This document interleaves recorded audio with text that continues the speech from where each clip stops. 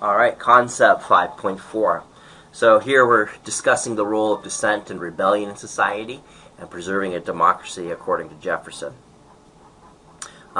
In your discussion, provide an example of a rebellion during American history. So just kind of think about upheavals, rebellions, protests, organized campaigns that pointed out to the ruling class the weaknesses and imbalances of society that were in turn addressed and remedied to a degree.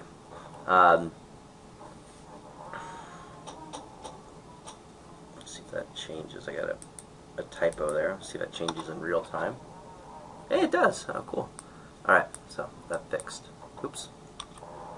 Bring that down. Oh, wow. Great technology. Okay. Addressed and remedied to a degree.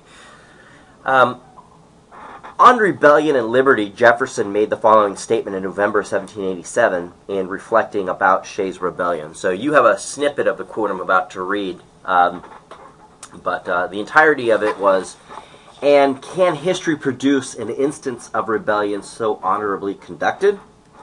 I say nothing of its motives. They were founded in ignorance, not wickedness. God forbid we should ever be 20 years without such a rebellion. The people cannot be all and always well informed. The part which is wrong will be discontented in proportion to the importance of the facts they misconceive. If they remain quiet under such misconceptions, it is a lethargy, the forerunner of death to the public liberty. What country before ever existed a century and a half without rebellion? And what country can preserve its liberties if their rulers are not warned from time to time that their people preserve the spirit of resistance? Let them take arms. The remedy is to set them right as to the facts, pardon and pacify them. What signify a few lives in a century or two? The tree of liberty must be refreshed from time to time with the blood of patriots and tyrants.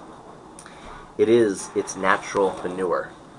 So, the fact that rebellion existed according to Jefferson and is allowed to exist in society according to Jefferson is a sign of the strength of society, not weakness.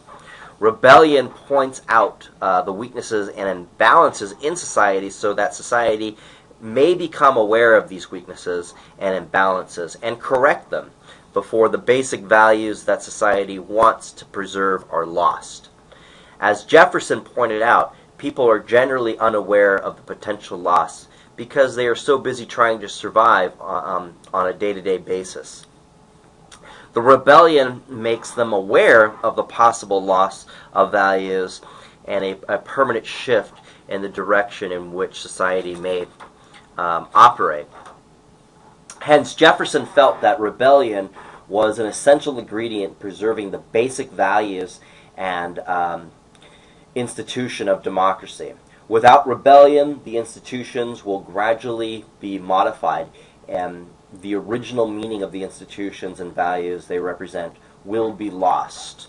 Right, so, again, dissent and rebellion is a sign of a healthy democratic society, according to Jefferson. And also, again, just kind of think about American history. It doesn't matter what part of American history. It could be part one or part two. So it could be recent. It could be from the beginning of its history. Think about rebellions or protests or whatever it is, and how it was perceived by society, and in turn how it was perceived by the ruling class, and what were the results of the rebellion. So, give me a sentence or two on that as well. It doesn't have to be elaborate. I mean, that in itself is an entire essay question. It could be an entire book, really. But just give mention to a historical rebellion that wrought results from its rebellion. All right. That concludes Thomas Jefferson. The next segment, Concept 6, we'll be looking at Andrew Jackson.